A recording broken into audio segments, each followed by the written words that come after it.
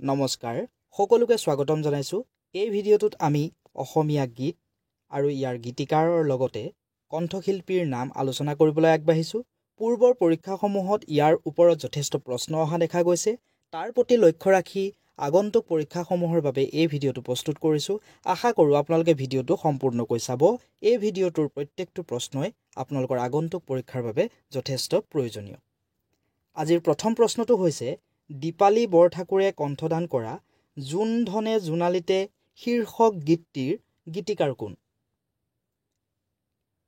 এই প্ৰশ্নৰ শুদ্ধ উত্তৰ হৈছে অপচন সি ৰুদ্ৰ বৰুৱা আকৌ যদি আপোনালোকক সোধে যে জুন ধনে জোনালীতে শীৰ্ষক গীতটি কোনে কণ্ঠদান কৰিছে তেনেহলে তাৰ উত্তৰ হৈছে দীপালী বৰঠাকুৰ সেই কাৰণে আপোনালোকে প্ৰশ্নটো খুব সুন্দৰকৈ পঢ়ি যাব সেই প্ৰশ্নটোতো মই এটা প্ৰশ্নৰ উত্তৰ হিচাপে ৰাখি থৈছো মানে তাত কণ্ঠশিল্পীৰ নাম সোমাই থাকিব পাৰে গীতিকাৰৰ নাম সোমাই থাকিব পাৰে আমি সবিশেষ আলোচনা কৰি যাম পৰৱৰ্তী প্ৰশ্নটো হৈছে জয়ন্ত হাজৰিকাই কণ্ঠদান কৰা সাৰ পাম মই পুৱতি নিশাতে নিয়ৰ যেতিয়া সৰে গীতটিৰ গীতিকাৰ কোন এই প্ৰশ্নটোৰ শুদ্ধ উত্তৰ হৈছে অপচন সি নিৰ্মল প্ৰভা বৰদলৈ আৰু এই গীতটিৰ কণ্ঠশিল্পী হৈছে জয়ন্ত হাজৰিকা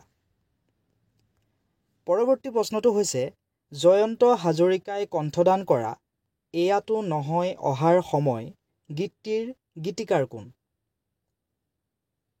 এই প্ৰশ্নৰ শুদ্ধ উত্তৰ হৈছে অপচন বি জয়ন্ত হাজৰিকা এয়াতো নহয় অহাৰ সময় সেই গীতটিৰ কণ্ঠশিল্পী হৈছে জয়ন্ত হাজৰিকা পৰৱৰ্তী প্ৰশ্নটো হৈছে মায়াময় ৰূপালী জোনাক শীৰ্ষক গীতটি কোনজন শিল্পীৰ স্মৃতিত ৰচনা এই প্ৰশ্নৰ শুদ্ধ উত্তৰ হৈছে অপচন বি জয়ন্ত হাজৰিকা এই গীতটিৰ গীতিকাৰ আছিল নিৰ্মল প্ৰভা বৰদলৈ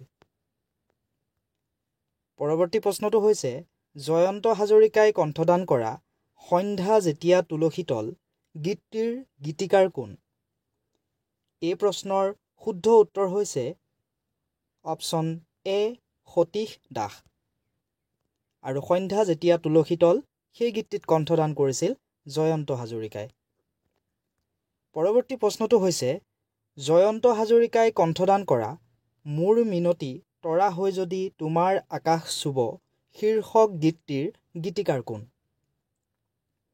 এই প্ৰশ্নৰ শুদ্ধ উত্তৰ হৈছে option D doctor Nirmal Prabha Bordoloi মোৰ মিনতি যি গীত সেই গীতটিত কণ্ঠদান কৰিছিল জয়ন্ত হাজৰিকাই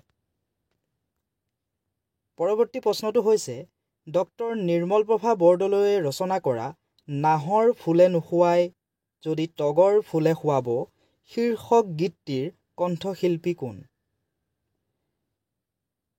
এই প্ৰশ্নৰ শুদ্ধ উত্তৰ হৈছে অপচন ডি সুদক্ষিণা শৰ্মা প্ৰশ্নত এনেকৈও সুধিব পাৰে সুদক্ষিণা শৰ্মাই কণ্ঠদান কৰা নাহৰ ফুলে নোখোৱাই গীতটিৰ গীতিকাৰ কোন তাৰ উত্তৰ হ'ব ডক্টৰ নিৰ্মল প্ৰভা বৰদলৈ পৰৱৰ্তী প্ৰশ্নটো হৈছে ও তুলতুল ও বুলবুল ও সেউতি তৰা গীতটিৰ গীতিকাৰ কোন এই প্ৰশ্নৰ শুদ্ধ উত্তৰ হৈছে অপচন সি ৰুদ্ৰ বৰুৱা পৰৱৰ্তী প্ৰশ্নটো হ'ল ৰুদ্ৰ বৰুৱাই কণ্ঠদান কৰা পকা ধানৰ মাজে মাজে সৰু সৰু আলি গীতটিৰ গীতিকাৰ কোন এই প্ৰশ্নৰ শুদ্ধ উত্তৰ হৈছে অপচন চি পকা ধানৰ মাজে মাজে সৰু সৰু আলি এই গীতটি ৰুদ্ৰ বৰুৱাৰ নিজৰ ৰচনা আৰু কণ্ঠও নিজৰ পৰৱৰ্তী প্ৰশ্নটো হৈছে তোমাৰ মৰমে মোক শীৰ্ষক গীতটিৰ কণ্ঠশিল্পী কোন এই প্ৰশ্নৰ শুদ্ধ উত্তৰ হৈছে অপচন ডি জয়ন্ত হাজৰিকা পৰৱৰ্তী প্ৰশ্নটো হৈছে ডক্টৰ ভূপেন হাজৰিকাই কণ্ঠদান কৰা লুইতৰ চাপৰিত কৰে নাৱৰীয়া শীৰ্ষক গীতটিৰ গীতিকাৰ কোন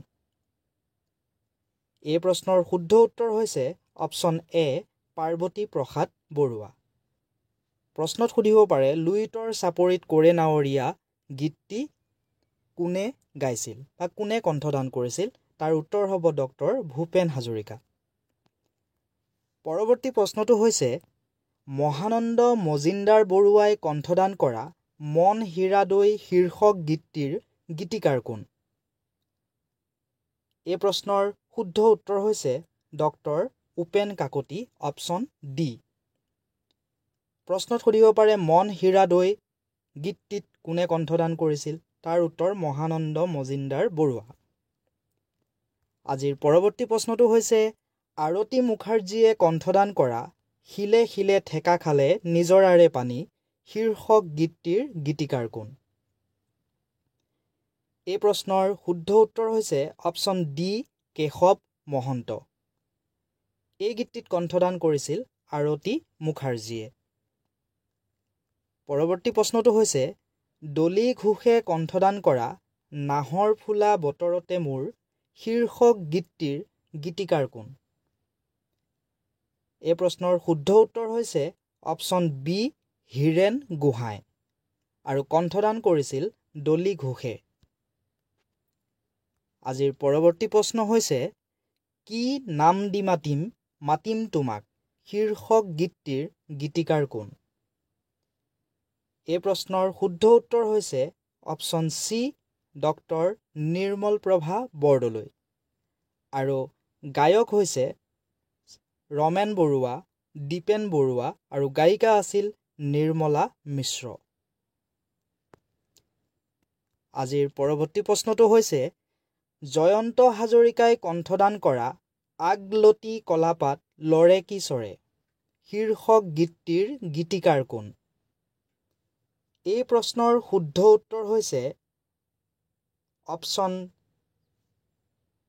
বি উপেন কাকতি আৰু এই গীতটিত কণ্ঠদান কৰিছিল জয়ন্ত হাজৰিকাই। পিছৰ প্ৰশ্নটোলৈ আগবাঢ়িছোঁ। দীপালী বৰঠাকুৰে কণ্ঠদান কৰা সোণৰ খাৰু নালাগে মোক শীৰ্ষক গীতটিৰ গীতিকাৰ কোন? এই প্ৰশ্নৰ শুদ্ধ উত্তৰ হৈছে option D doctor Nirmal Prabha Bordoloi আৰু কণ্ঠদান কৰিছিল দীপালী বৰঠাকুৰে। আজিৰ পৰৱৰ্তী প্ৰশ্নটো হৈছে মইনা কোন বিধাতাই সাজিলে শীৰ্ষক গীতটিৰ গীতিকাৰ কোন? এই প্ৰশ্নৰ শুদ্ধ উত্তৰ হৈছে অপশ্যন এ ব্ৰজেন বৰুৱা আৰু কণ্ঠদান কৰিছিল দীপেন বৰুৱা আৰু ৰেণু বৰুৱাই। পৰৱৰ্তী প্ৰশ্নটো হৈছে আলফুলীয়া কপৌ ফুল শীৰ্ষক গীতটিৰ গীতিকাৰ কোন? এই প্ৰশ্নৰ শুদ্ধ উত্তৰ হৈছে অপশ্যন ডি কেশৱ মহন্ত আৰু কণ্ঠদান কৰিছিল দীপেন বৰুৱাৰ লগতে নমিতা ভট্টাচাৰ্যই। পৰৱৰ্তী প্ৰশ্নটো হ'ল জোনটি ওলালে তৰাটি ওলাব শীৰ্ষক গীতটিৰ কণ্ঠশিল্পী কোন? এই প্ৰশ্নৰ শুদ্ধ উত্তৰ হৈছে অপশ্যন চি খগেন মহন্ত। পৰৱৰ্তী প্ৰশ্নটোলৈ আগবাঢ়িছোঁ। দীপেন বৰুৱাই কণ্ঠদান কৰা অ হালে জালে অ শীৰ্ষক গীতটিৰ গীতিকাৰ কোন? এই প্ৰশ্নৰ শুদ্ধ উত্তৰ হৈছে অপশ্যন ডি কেশৱ মহন্ত। পৰৱৰ্তী প্ৰশ্নটো হ'ল দীপেন বৰুৱাই কণ্ঠদান কৰা এইখনি গাঁও বুকুৰ আপোন শীৰ্ষক গীতটিৰ গীতিকাৰ কোন? এই প্ৰশ্নৰ শুদ্ধ উত্তৰ হৈছে অপশ্যন ডি কেশৱ মহন্ত আৰু কণ্ঠদান কৰিছিল দীপেন বৰুৱাই। আজিৰ পৰৱৰ্তী প্ৰশ্ন হ'ল মধুমতী গোস্বামীয়ে কণ্ঠদান কৰা জোৰ মলয়া কোন দেশলৈ বাতৰি নিয়া শীৰ্ষক গীতটিৰ গীতিকাৰ কোন? এই প্ৰশ্নৰ শুদ্ধ উত্তৰ হৈছে অপশ্যন বি প্ৰদীপ দহোটীয়া আৰু কণ্ঠদান কৰিছিল মধুমতী গোস্বামীয়ে। পৰৱৰ্তী প্ৰশ্নটো পোহনীয়া চৰাইটি উৰিলে শীৰ্ষক গীতটিৰ গীতিকাৰ কোন? এই প্ৰশ্নৰ শুদ্ধ উত্তৰ হ'ল অপশ্যন ডি কেশৱ মহন্ত আৰু কণ্ঠদান কৰিছিল দীপেন বৰুৱা আৰু কোকিলা গোস্বামীয়ে। পৰৱৰ্তী প্ৰশ্নটো হ'ল এই পূৰ্ণিমা ৰাতি শীৰ্ষক গীতটিৰ গীতিকাৰ কোন? এই প্ৰশ্নৰ শুদ্ধ উত্তৰ হৈছে অপশ্যন ডি কেশৱ মহন্ত আৰু কণ্ঠদান কৰিছিল জ্যোতিলেশ্বৰ মুখাৰ্জী আৰু সুজাতা মুখাৰ্জী। আজিৰ আপোনালোকৰ বাবে আগবঢ়োৱা প্ৰশ্নটো হৈছে বিশ্বৰ চন্দে চন্দে শীৰ্ষক গীতটিৰ গীতিকাৰ কোন? এই প্ৰশ্নৰ উত্তৰ আপোনালোকে কমেণ্ট কৰি দিব। আশা কৰোঁ আপোনালোকে ভিডিঅ'টো চাই ভাল পালে। যদি ভাল পালে লাইক কৰিব, কমেণ্ট কৰিব আৰু বন্ধুবৰ্গৰ লগত শ্বেয়াৰ কৰি দিব। লগতে এই চেনেলটো ছাবস্ক্ৰাইব কৰি দিব।